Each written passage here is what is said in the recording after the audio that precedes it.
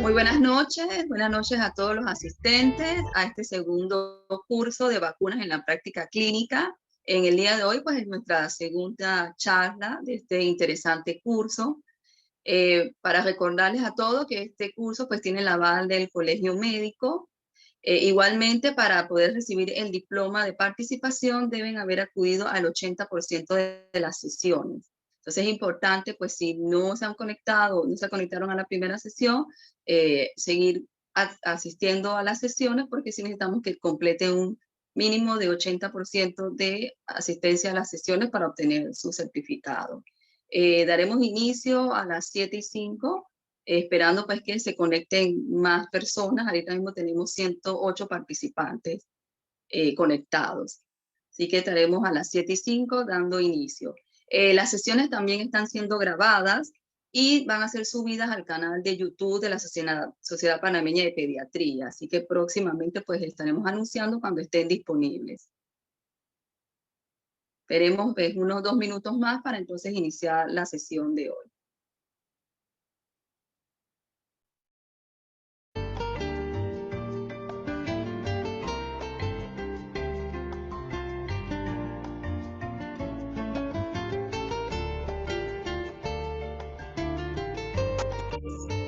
También para recordarles que pueden hacer sus preguntas en la sección de preguntas que está a su lado superior izquierdo. Ahí pues pueden hacer las preguntas y esas mismas van a ser entonces respondidas al final de la sesión del día de hoy.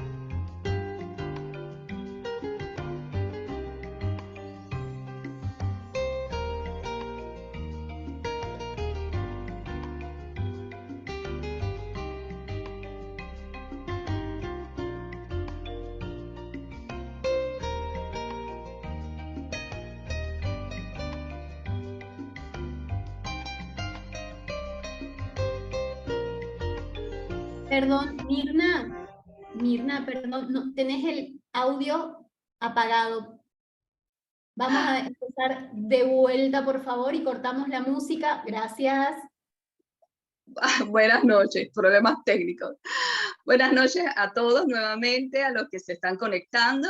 Vamos a dar inicio pues hoy a nuestra segunda sesión del curso de vacunas en la práctica clínica.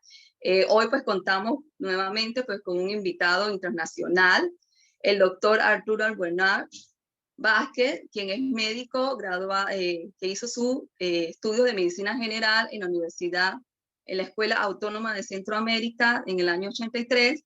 Su especialidad en pediatría en la Universidad de Costa Rica, Hospital de Niños, en los años 1986 al 88, completó su formación como un doctorado académico en la Universidad de Gotemburgo, Suecia, en los años 1990 a 1994.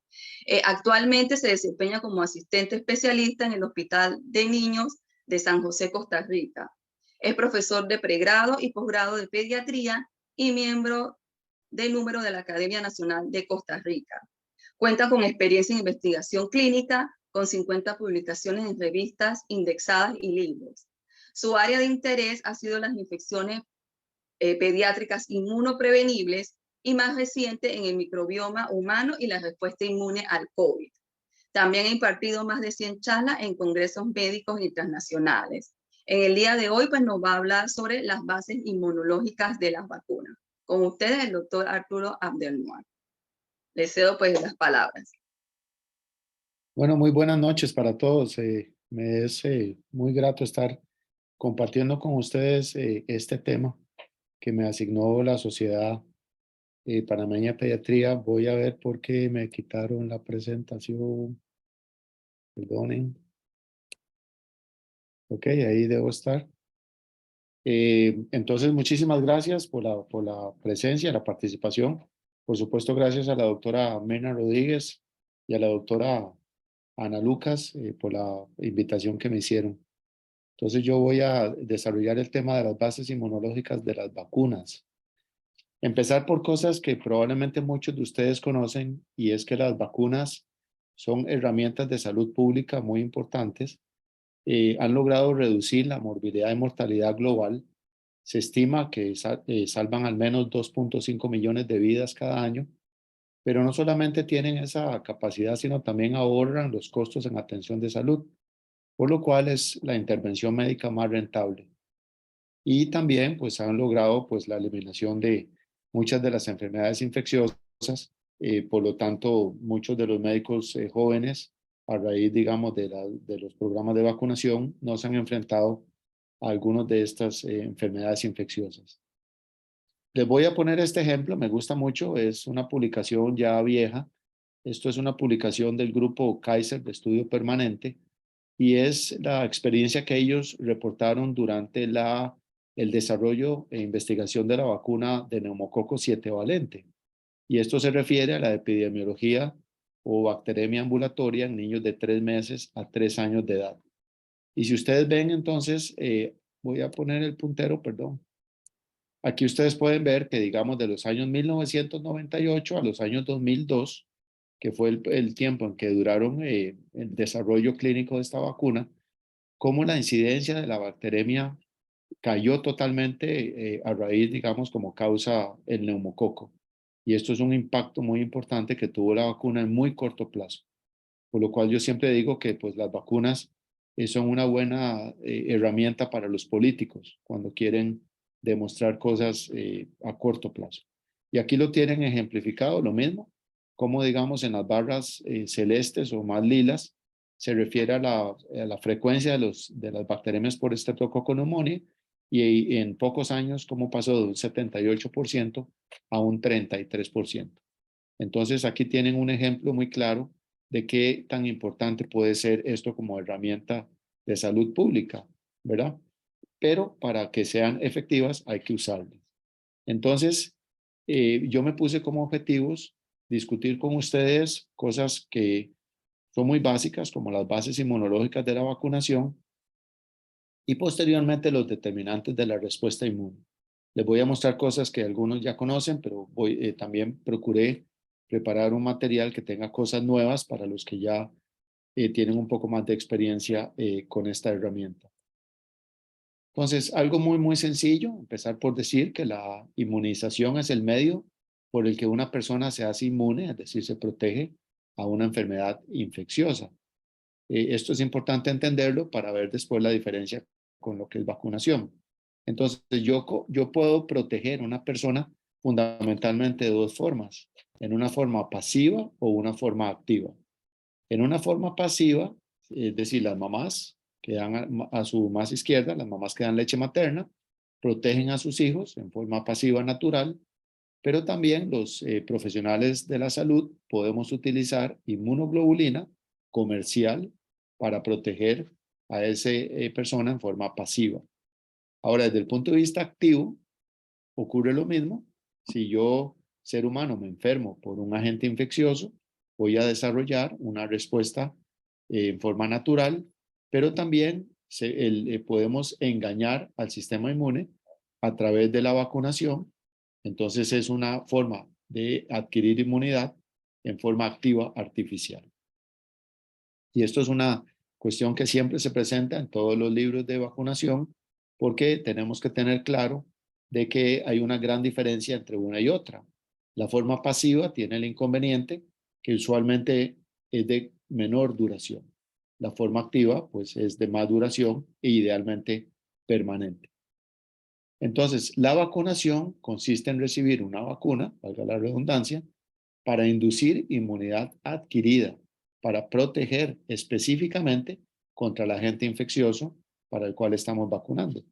Entonces lo vamos a ver después que esto es básicamente una forma de protección específica. Para eso utilizamos entonces las vacunas, que nada más recordar que las vacunas tienen una serie de componentes que no solamente incluyen el antígeno, tienen también, por ejemplo, adyuvantes que, como la palabra lo dice, ayudan a potencializar la respuesta inmune.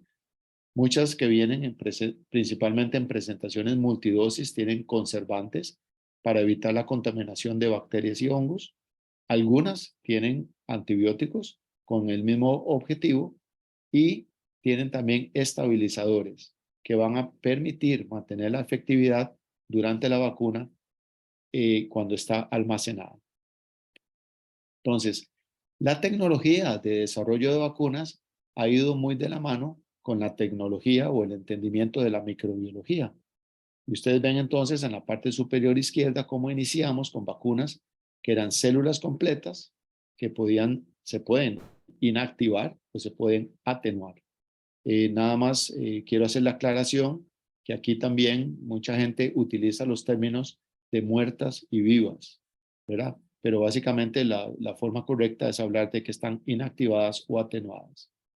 Posteriormente, a raíz de algunas vacunas que presentaban eventos adversos, se empezó el desarrollo de subunidades antigénicas, de las cuales tenemos muchísimas. Tenemos vacunas a base de polisacáridos, de proteínas purificadas, vacunas que conjugan proteínas con polisacáridos o vacunas específicamente de proteínas de superficie. Luego las vacunas recombinantes, más recientemente las vacunas de ácidos nucleicos, de ARN o AEDN, las vacunas de vectores virales, que hay dos, las replicativas y no replicativas, y algo que no es nuevo, pero que todavía no lo tenemos en la práctica diaria, que es la vacunología inversa. Entonces, estas son las técnicas como se pueden desarrollar estos productos. Pero vean que interesantemente el tiempo de desarrollo se ha reducido en forma muy importante. En la parte superior tienen, digamos, el ejemplo de fiebre tifoidea. En el año 1880 se describe este patógeno como causa de fiebre tifoidea, pero dura una gran cantidad de años para que se comercialice una vacuna. En la parte inferior tienen la experiencia del virus SARS-CoV-2, donde ustedes ven que en muy pocos meses, desde la descripción como agente etiológico, se logró desarrollar las vacunas. O sea que no solamente tenemos mejores tecnologías, pero también tenemos, digamos, mejor forma de probar las vacunas. Y esto es una de las grandes dudas que hubo con respecto en la población respecto a la vacunación de COVID, que decían que como una vacuna podía comercializarse tan rápidamente. Y entonces la industria ha logrado desarrollar técnicas que permiten acortar la producción y permiten acortar los estudios clínicos para demostrar que la vacuna es eficaz, que es segura y se puede comercializar. Entonces, ¿qué queremos cuando vacunamos a una persona?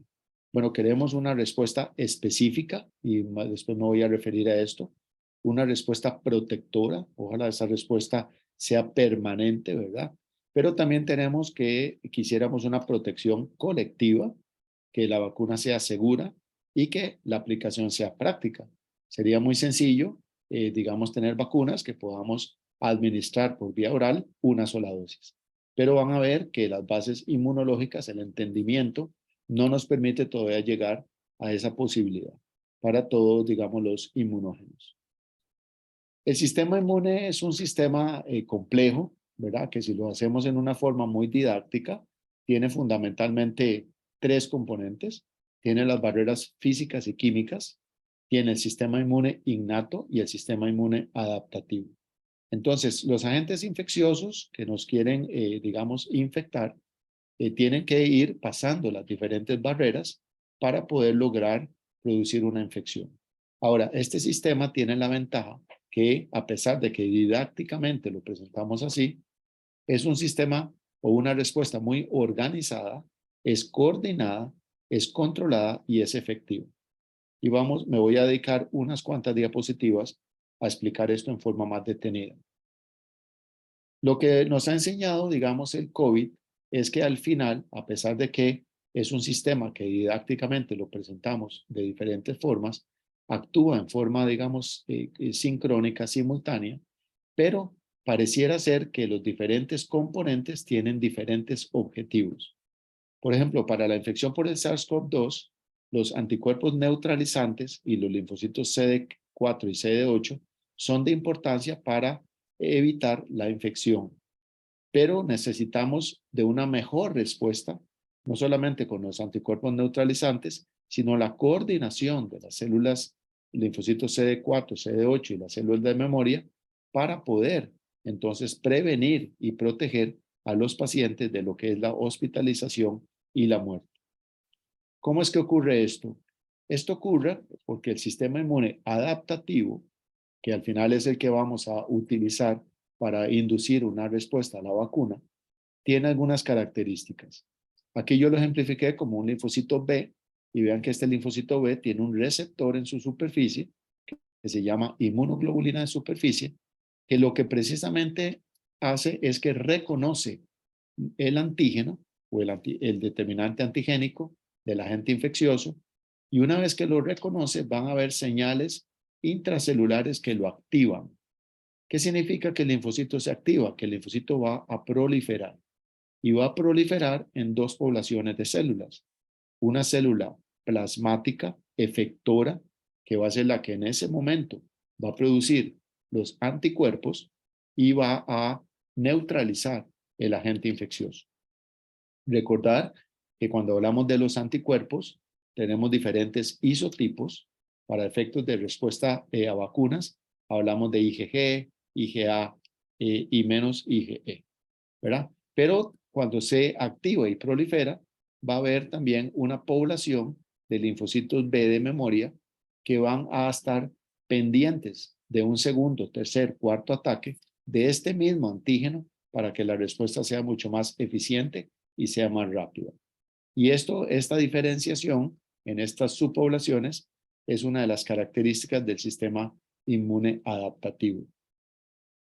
Ahora, dentro de las características, ya les dije que hay un reconocimiento por parte de la inmunoglobulina de superficie, entonces es una respuesta específica. ¿Por qué es específica? Porque si recordamos, los anticuerpos tienen una fracción que se une al antígeno y una fracción cristalizable. En esta fracción que se une al antígeno hay múltiples posibilidades de combinación y es entonces lo que le da al sistema inmune adaptativo, tanto al linfocito B como al T, la diversidad. Es decir, tiene una capacidad infinita de poder reconocer los diferentes antígenos a los que nos enfrentamos todos los días, ¿verdad? Ya les expliqué que también hay una respuesta de memoria y es una respuesta regulada, porque una vez que se activa, tiene que haber mecanismos que vuelven a que el organismo entre en homeostasia. No podemos seguir produciendo anticuerpos constantemente, no podemos hacer que el linfocito T siga liberando citoquinas constantemente, porque si no siempre tendríamos una respuesta muy constante que puede ser más bien perjudicial en vez de ser beneficiosa. Entonces recordemos esta diversidad que tiene este sistema, tanto en el linfocito T como en el linfocito B. Ahora, cuando se desarrollan las vacunas, lo que queremos idealmente o lo que se menciona es que el anticuerpo adquiera niveles, ¿verdad?, que puedan proteger al ser humano. Y entonces así hay lo que se llama correlatos de protección. Y les voy a poner aquí algunos ejemplos. Vean que para el hemófilos influenza tipo B, el correlato de protección puede ser diferente. Si yo quiero una protección a corto plazo, entonces debo tener concentraciones de anticuerpos mayores de 0.15 o a largo plazo, concentraciones mayores de 1 microgramo por mililitro. Hoy se da mucha importancia no solamente al nivel, al correlato de protección, sino también a la presencia de anticuerpos neutralizantes, que al final son los que van a tener la capacidad de evitar en un futuro que el agente infeccioso infecte, valga la redundancia, penetre, ¿verdad?, al individuo. La otra cosa que hemos aprendido del entendimiento del sistema inmune es que la naturaleza química del antígeno va a determinar cuál linfocito se activa. Si yo me expongo a un carbohidrato, se va a activar fundamentalmente el linfocito B. Si me expongo a una proteína, se activa el linfocito T. ¿Qué importancia tiene esto desde el punto de vista de las vacunas? Bueno, que entendemos que de acuerdo a eso dividimos la respuesta en T independiente o T dependiente. ¿Qué significa esto? Esto significa que si yo estimulo el linfocito, el sistema inmune adaptativo, con un carbohidrato, estimulo solo el B y ese B tiene la capacidad de producir solo una inmunoglobulina M. Esto es una respuesta aguda, es una respuesta de corta duración. Pero si yo engaño al sistema inmune y al carbohidrato le uno una proteína transportadora, eso hace que la célula presentadora de antígeno presente el antígeno al linfocito TCD4 o ayudador, que produce citoquinas que le dan la señal al linfocito B para producir otros isotipos, no solo la IgM. Y en el caso de las vacunas, es de mucha importancia la IgG y la IgA. Entonces, esto hace que la respuesta pase de ser T independiente a ser T dependiente. ¿Cuál es el aspecto práctico de esto? Que si recordamos los patógenos que afectan a los niños menores de 2 años, la gran mayoría de las bacterias son bacterias capsuladas cuyo antígeno o factor de virulencia más importante es el carbohidrato. Entonces, aunque el niño se exponga varias veces a ese carbohidrato, no logra desarrollar una respuesta de IgG de larga duración. Si yo a través de una vacunación engaño al sistema, entonces voy a lograr protección a largo plazo. Y eso es lo que entonces lleva a estas características de las respuestas T independiente o T dependiente. Si utilizo un polisacárido, lo tengo que utilizar en niños de más de 2 años, porque anteriormente no voy a tener una buena respuesta. Y tiene el inconveniente que si lo utilizo varias veces, puedo tener una hiporrespuesta. Por lo cual, lo ideal es que sean vacunas conjugadas de carbohidratos y proteínas, donde entonces voy a tener una respuesta en el niño menor de 2 años, una memoria inmunológica, pero también tienen la capacidad de inducir la eliminación nasofaringea y la inmunidad colectiva tan deseada con las vacunas. El otro aspecto que el sistema inmune nos ha enseñado es que dependiendo, digamos, del antígeno, yo así voy a necesitar 1 o 2 dosis o voy a necesitar más dosis.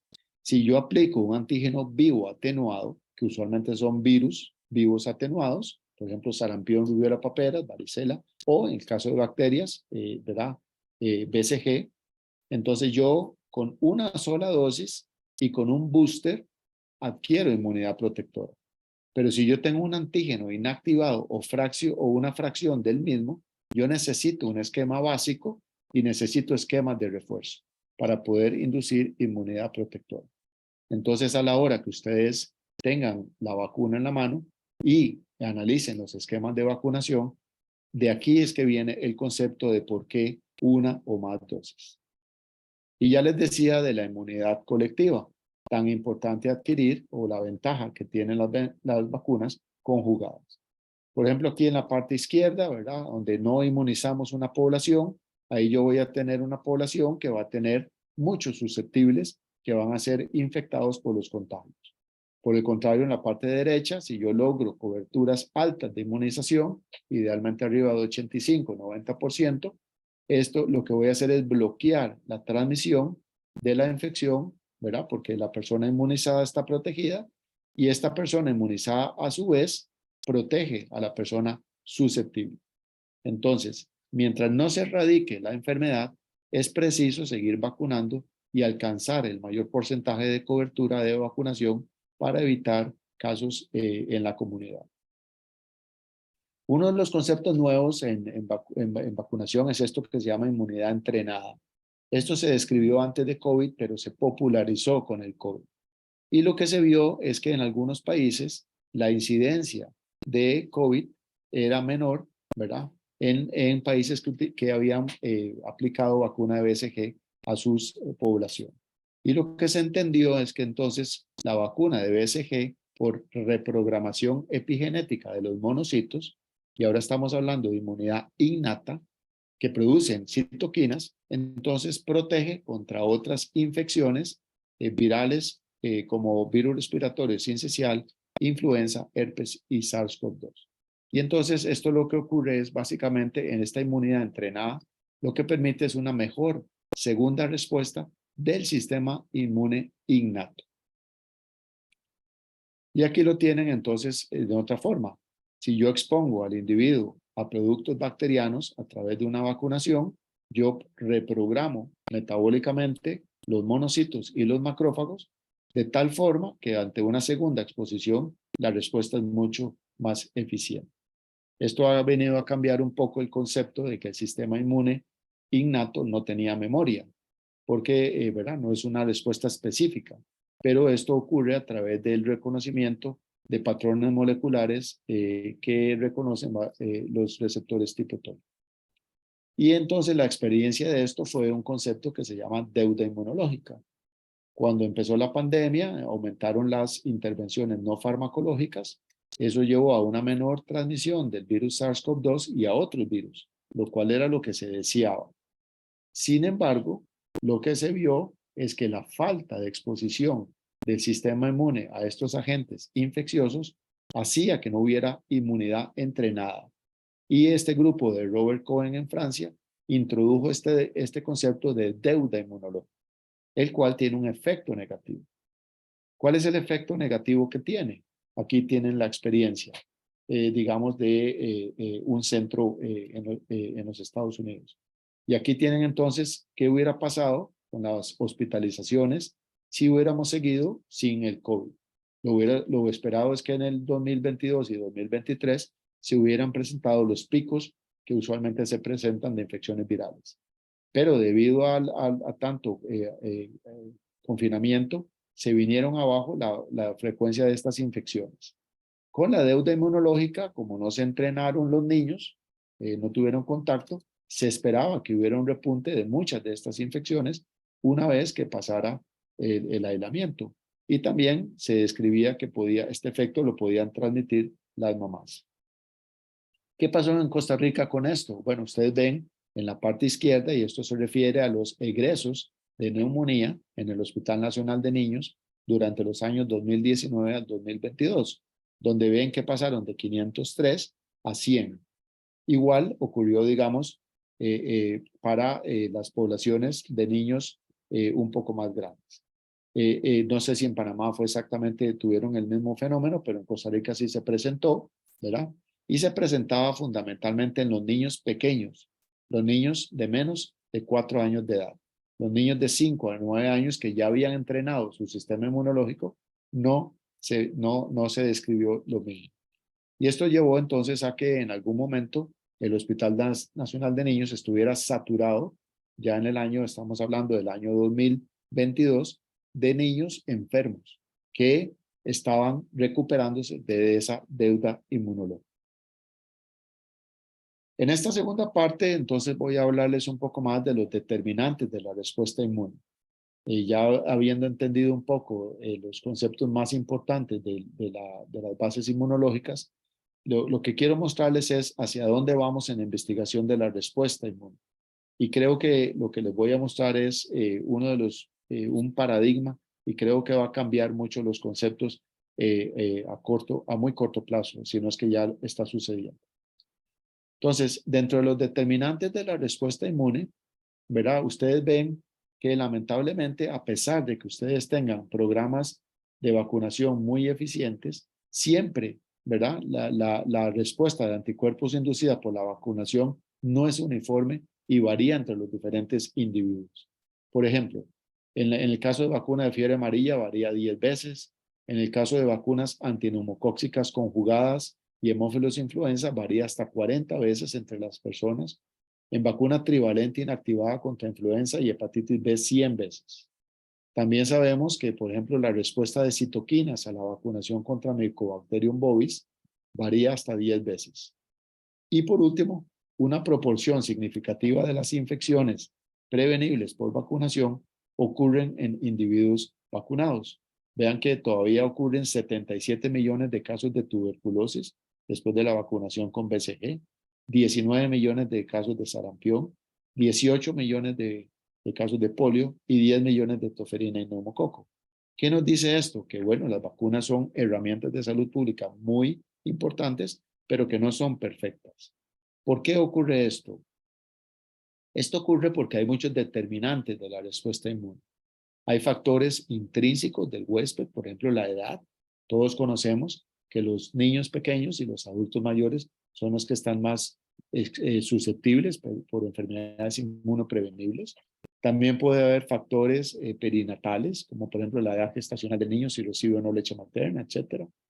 Factores extrínsecos, factores del comportamiento, de la exposición al humo del cigarrillo, el consumo de alcohol, el ejercicio, factores nutricionales, que tanto se habla ahorita con la relación del sistema inmune, factores ambientales, si, dependiendo de la localización donde la persona viva, hay factores intrínsecos a la vacuna como tal, y también factores de administración, si se cumplen los esquemas, no se cumplen los esquemas, etc.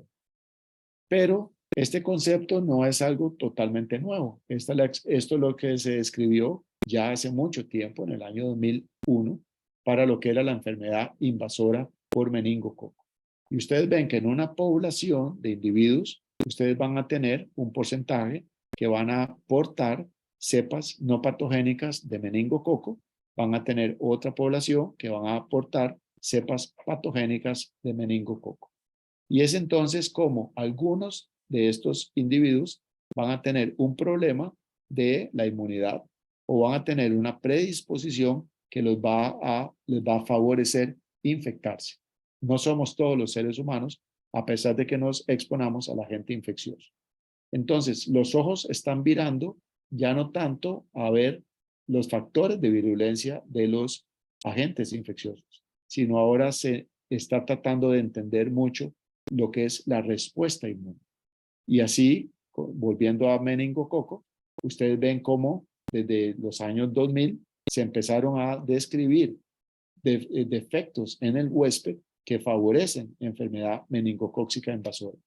No me voy a detener, pero algunos tienen que ver lo que todos conocemos complemento, pero esto se ha convertido en algo un poco más complejo, como problemas de receptores tipo TOL, problemas de receptores de neutrófilos, etc.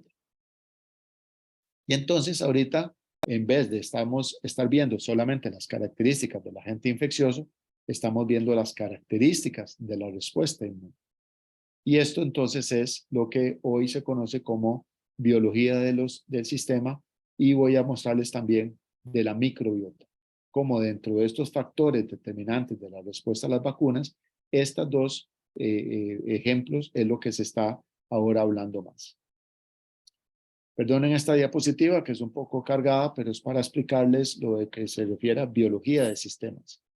Entonces, la biología de sistemas es el estudio de un organismo o un sistema biológico visto como un sistema integrado e interrelacionado de genes, proteínas y reacciones bioquímicas que da lugar a un proceso biológico.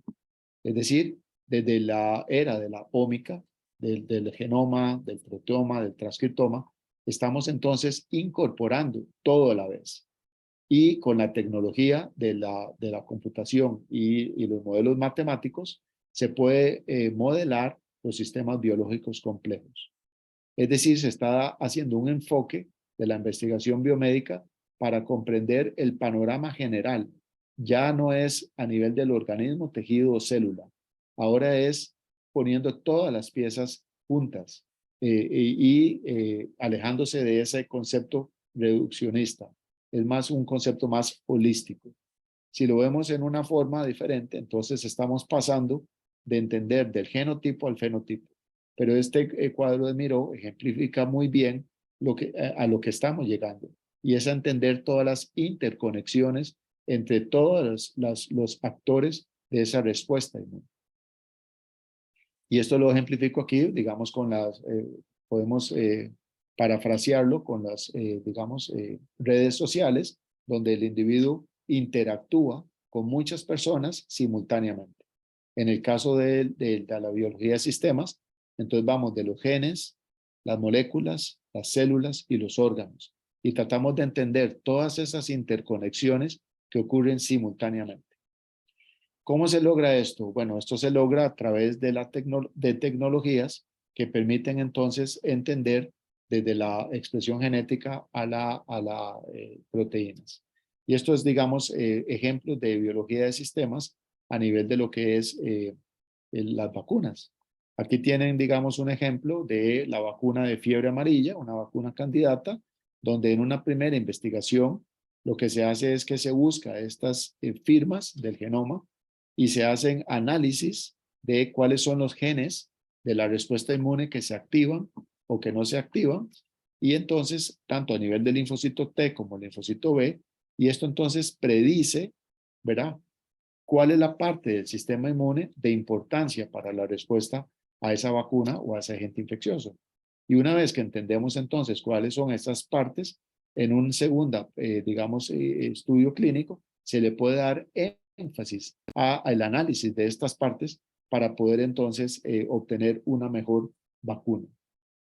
Y así entonces se ven estos mapas donde ustedes ven que a pesar de que yo pueda tener 4 vacunas candidatas, hay unas que comparten la respuesta, ¿verdad?, de los linfocitos B, los linfocitos T o del sistema inmune innato.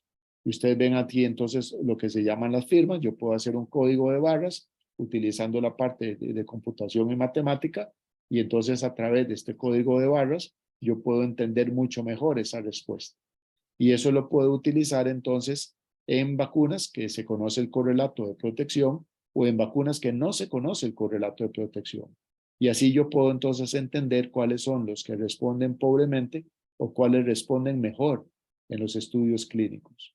Y esto entonces yo puedo tomarlo, digamos, como una herramienta que me va a permitir en los estudios fase 2, fase 3, precisamente a través del análisis de estos sistemas, de esta respuesta, entender mejor la efectividad de la vacuna, la eficacia y la efectividad de la vacuna. Si lo quieren ver desde otro aspecto, esto es, digamos, del grupo que tal vez ustedes conocen, a Octavio Ramilo, que precisamente lo que hace es que analiza biología de sistemas en la infección por virus respiratorio sincicial. Entonces, yo tengo un genotipo de un paciente, tengo factores del huésped y tengo un insulto, que es una infección por virus respiratorio sincicial. Y esto lo que hace es que entonces permite el análisis del RNA mensajero de múltiples, proteínas, moléculas, para entonces poder tener una correlación con el fenotipo que tiene el paciente. Y esto es lo que ellos denominan la distancia molecular a la salud. Y venlo aquí. Este es un ejemplo entonces donde yo tengo el fenotipo del paciente, tengo una infección bacteriana o viral, hago los análisis, hago estos mapas de calor que tienen múltiples, determinantes, y yo al final puedo definir, en el caso de una bacteria, cuáles son los genes de importancia, las proteínas, o en el caso del virus, cuáles son las que responden desde el punto de vista inmune. Y entonces yo puedo llevar esto a la práctica y puedo entonces hacer mapas de calor y yo puedo entonces clasificar de acuerdo a esa respuesta, ¿verdad? La severidad del cuadro clínico. Puedo tener un cuadro clínico leve, moderado o severo, dependiendo de la expresión de las diferentes genes, moléculas y proteínas. Entonces, la disregulación de inmune inducida por el virus respiratorio sincicial lleva a una sobreexpresión de los genes de neutrófilos, de inflamación e interferón y supresión de los genes de las células T y B.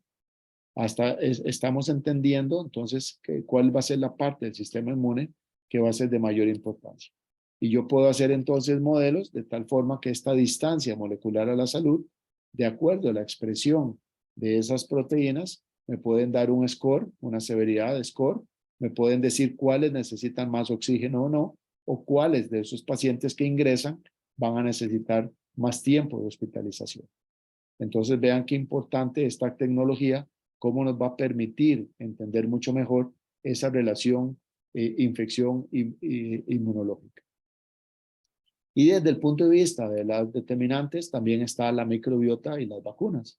Y aquí yo les pongo un ejemplo de, digamos, una búsqueda que hice hace pocos días, poniendo las palabras microbiota y vacunas, y vean cómo ha habido una explosión de información al respecto. Y también está esta publicación, perdón porque está un poco borrosa, pero lo que quiero mostrarles es, por ejemplo, si ustedes comparan la respuesta de la vacuna de cólera oral en Suecia o Nicaragua, por ejemplo, la vacuna pentavalente, la vacuna BCG en diferentes lugares, países de altos ingresos, bajos ingresos, la vacuna de rotavirus, la vacuna de influenza, etcétera, ustedes ven que hay una diferencia en la microbiota de esas poblaciones que se dice que tiene que ver también con la respuesta que produce la vacuna. Y es una de las explicaciones por las cuales no todas las personas responden igual. Hay evidencia experimental de esto a nivel de animales de laboratorio, de ratones, y lo que entendemos es que, por ejemplo, ratones que expresan el receptor tipo TOL, que inducen la señal intracelular, entonces tienen una mejor respuesta a la vacuna, a diferencia de ratones transgénicos que no tienen esta molécula o que reciben antibióticos o que viven en condiciones notobióticas, indicando que la microbiota tiene un papel importante para esta respuesta. Y esto es a través, digamos, de la señal que da el receptor tipo TOL, ¿verdad? A las células. Yo esto lo puedo, digamos, mejorar a través de la flagelina, modelos experimentales de flagelina. No ocurre para todas las vacunas, ocurre, digamos, para la influenza trivalente o la polio oral, pero, por ejemplo, ustedes ven que no ocurre para todas, por ejemplo, fiebre amarilla o vacuna de hepatitis B. También se ha demostrado en humanos que esto ocurre. Este es un modelo, digamos, una experimentación donde los adultos reciben antibióticos simultáneamente con la vacuna trivalente de influenza, y ustedes ven aquí los cambios que van a ocurrir a nivel de las heces y a nivel, digamos, de la flagelina y el lipopolisacárido, pero más importante a nivel de la microbiota, como los antibióticos a la hora que alteran la microbiota. Entonces, en los grupos, digamos, control con respecto a los que reciben los antibióticos es diferente. Y esto se asocia entonces a una respuesta inmune diferente para las diferentes componentes de la vacuna. Aquí ustedes ven en rojo los controles, en azul, y en rojo los que recibieron antibióticos, como digamos el nivel de anticuerpos contra hemaglutinina es inferior en los que reciben antibióticos para, digamos, estas dos fases. Igual, digamos, aquí lo correlacionan con los niveles de IgA y con los niveles, digamos, de anticuerpos específicos para hemaglutinina de otro isotipo. Se ha descrito para vacuna de rotavirus. Hay muchas publicaciones, incluyendo publicaciones en nuestra área, en Nicaragua, donde se correlaciona la microbiota, la composición de la microbiota con la vacuna de rotavirus.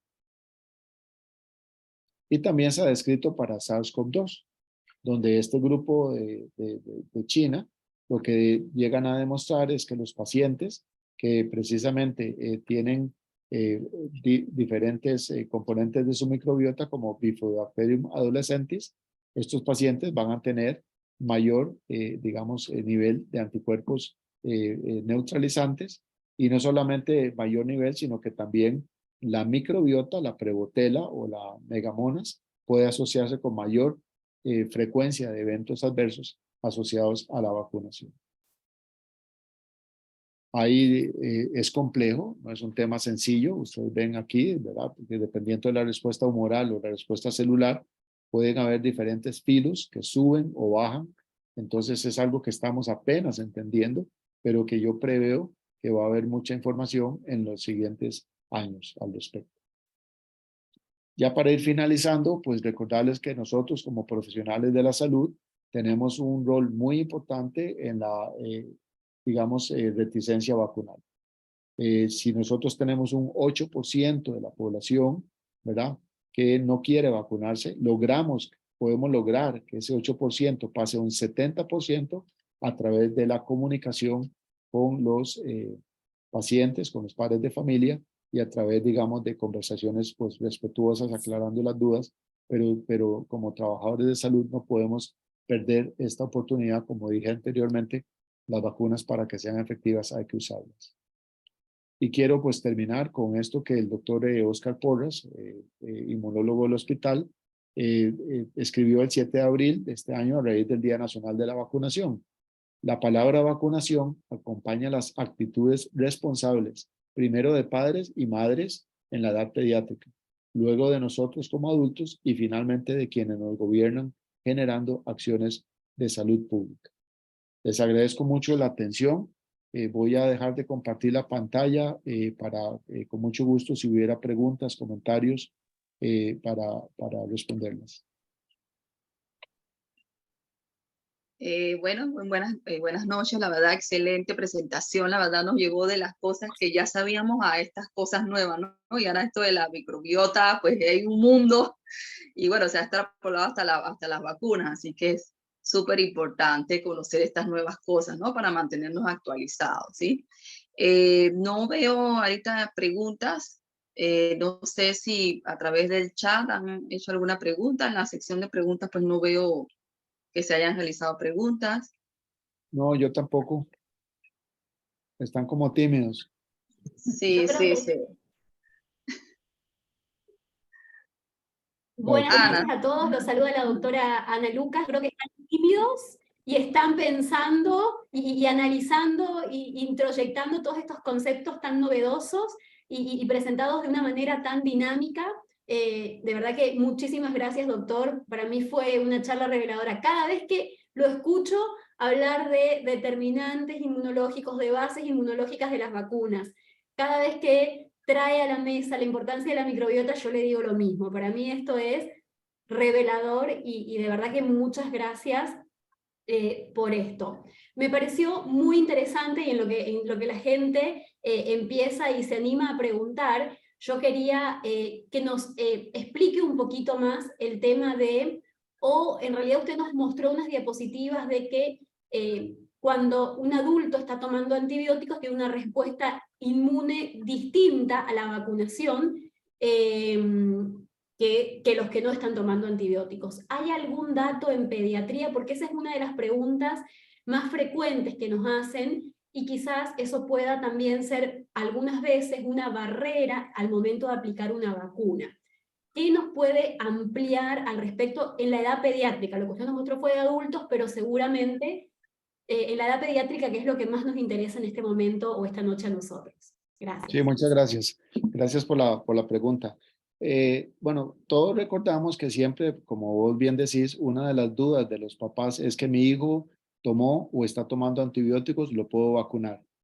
Y tradicionalmente la respuesta es sí, lo puede vacunar. Pero esa respuesta la enfocábamos desde el punto de vista que si la vacuna iba a producir un evento adverso, ¿verdad?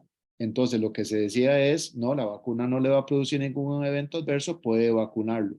Pero también decíamos, puede ser que la respuesta sea menor. Y entonces hoy entendemos que sí, que la respuesta puede ser menor, básicamente por el efecto de la microbiota, del antibiótico sobre la microbiota, ¿verdad? Entonces, sí hay publicaciones de vacuna de rotavirus en niños y la importancia de la microbiota, pero no hay con el uso concomitante de antibióticos.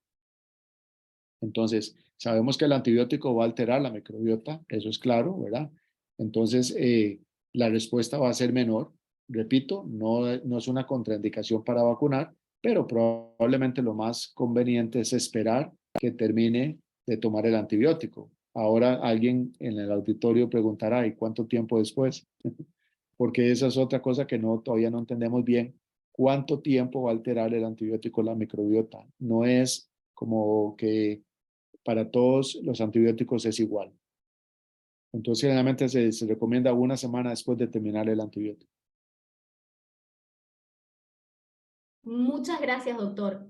Volviendo sobre esto, entonces, por ejemplo, lo que nos pasa todos los días, quizás en los centros de salud, en los consultorios de pediatra, llega un paciente que terminó ayer el antibiótico, que se lo habían mandado en un cuarto de urgencias. Viene con 5 vacunas pendientes y no vemos a ese chico hace 3 años. ¿Qué hacemos? ¿Lo vacunamos en este momento y evitamos perder una oportunidad, o le decimos, bueno, no, mejor vuelve en una semana porque puede que tu respuesta inmune hoy sea un poquito peor que en otro momento? ¿Qué nos puede decir al respecto? De nuevo, gracias por la pregunta, porque es algo muy práctico. No perdamos la oportunidad de vacunarlo. Es mejor vacunarlo porque no es como muy buen dato de que tenga 5 vacunas pendientes. Y si le decimos, venga mañana o la otra semana, con suerte no vuelve. Entonces, lo peor que puede pasar es que la respuesta no sea la mejor, pero no podemos perder la oportunidad de vacunar.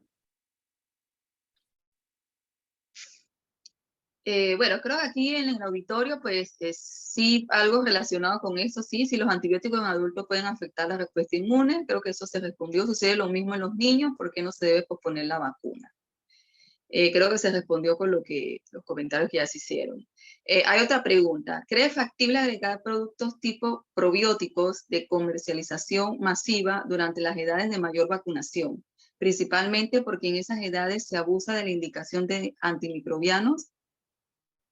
Sí, bueno, el tema, en un futuro hablamos de probióticos, pero ¿verdad? Definitivamente el tema de la microbiota está cambiando la medicina. O sea, yo estoy también seguro, yo estoy sesgado porque es un tema que nace de la inmunología, ¿verdad? Y es un tema que a mí me impresiona mucho, la cantidad de información que hay. Entonces, lo que tenemos que tener claro es que hoy por hoy no hay ninguna guía que diga que los niños sanos deben de recibir probióticos. Eso son, digamos, opinión de expertos. Opinión de expertos en ese niño de que probablemente identificamos factores que favorecen disbiosis. Por ejemplo, el niño que nació por cesárea y que no se colonizó de bacterias benéficas. Hay expertos que dicen dele probióticos el primer año. ¿Ok? Entonces, podemos utilizar el probiótico, ¿verdad? Con la idea de mejorar su microbiota porque eso va a tener muchos beneficios que no vale la pena ahorita ponernos a discutir. Pero entonces, eso es lo primero. Entonces, sí lo puede utilizar el probiótico durante todo el primer año, ¿verdad? No hay una cepa mejor que otra, se supone que son bifidobacterias o lactobacilos. Ahora, lo ideal es siempre tener presente el uso racional del antibiótico. Tomar en cuenta que la mayoría de los cuadros en niños de pequeños son virales. Entonces, si al final yo tengo que dar un antibiótico, lo ideal es que lo acompañe de un probiótico. Y en ese caso, puedo combinar 2 probióticos. Yo puedo o suspender el que venía tomando en niños y decidir darle, ¿verdad? O puedo agregar uno segundo que sea más eficiente para prevenir diarrea asociada a antibióticos. Yo no sé si respondo, pero en resumidas, uso racional de antibióticos y yo puedo usar el probiótico todo el primer año.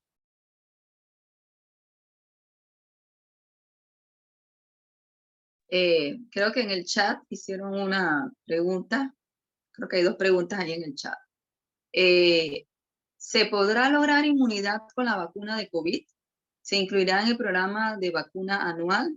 Es la pregunta, me imagino que también, pues, me imagino que el programa de vacuna anual de nosotros del PAI, pues, está incluido, pero no como obligatorio. Sí, bueno, es una pregunta, ¿verdad? De que todavía no tenemos una respuesta definitiva. y es básicamente porque no tenemos, digamos, tantos años de estar utilizando la vacuna. Pero sí quiero hacer la aclaración de cuál es el objetivo de la vacuna de COVID.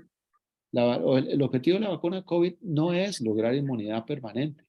El objetivo de la vacuna de COVID es prevenir hospitalización y muerte. Y en eso la vacuna lo logra muy bien. Acaba de salir una publicación, inclusive que la vacuna bivalente también logra prevenir hospitalización y muerte. Entonces, aquí tenemos que tener claro qué es lo que yo quiero de mi vacuna. Y aquí la vacuna COVID se sale de lo tradicional, ¿verdad? De hecho, lamentablemente, no solo ocurre para la vacuna de COVID.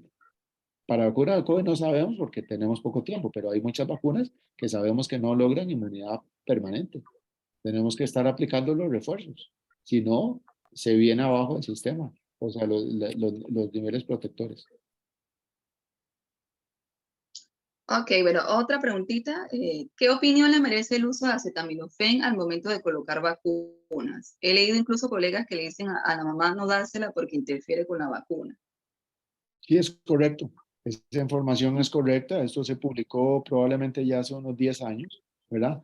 Lo que se sabe es que no se debe utilizar el acetaminofén antes de la aplicación de la vacuna. La biología es muy rara porque usted puede ponerle la vacuna y a la hora darle el acetaminofén.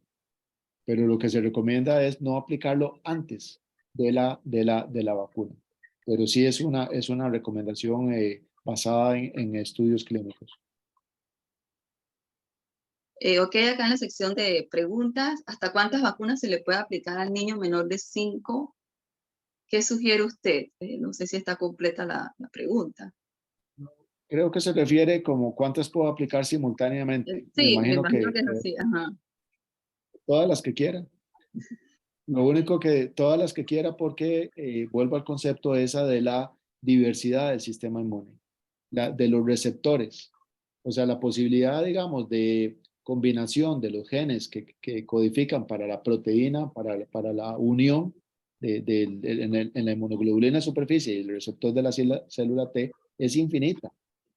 O sea, yo puedo tener toda la posibilidad para responder a 10, 15 vacunas el mismo día.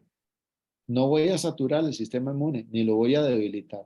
Por supuesto que no lo hacemos, porque tampoco se trata de verdad de abusarse del pobre niño o paciente. Pero si usted, volviendo a la pregunta de la doctora Lucas, yo tengo un niño que le faltan 5 vacunas y se me va a escapar, yo mejor se las pongo al mismo día. No sé cómo hacen en Panamá, pero aquí en Costa Rica, la cita, digamos, de los 15 meses, se le aplica sarampión, rubiola, paperas, son 3 antígenos, varicela, pentavalente, ahí van otros 5, y neumococo.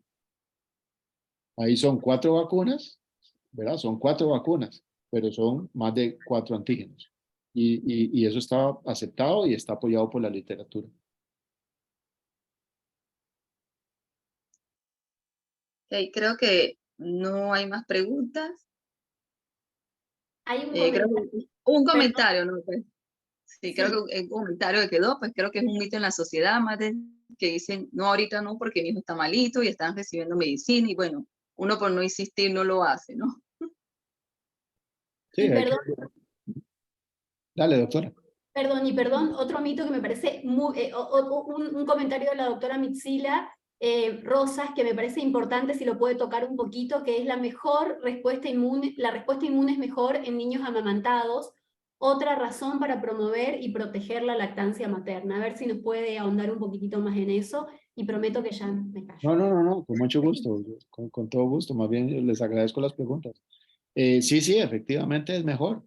Y bueno, el necio de la noche, ¿por qué creen que es mejor? Por la microbiota.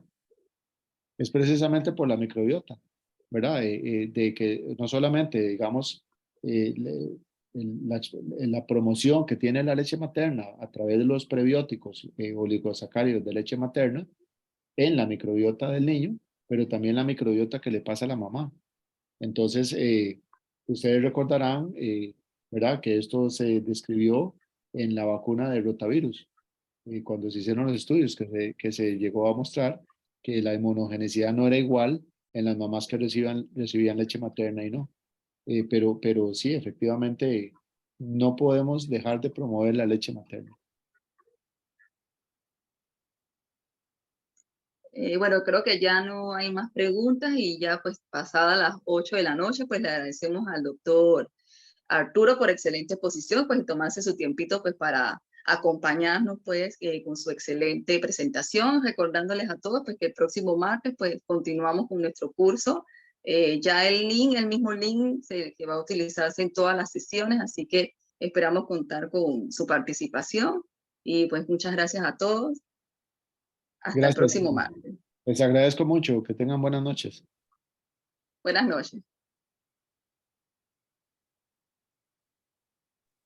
Buenas noches.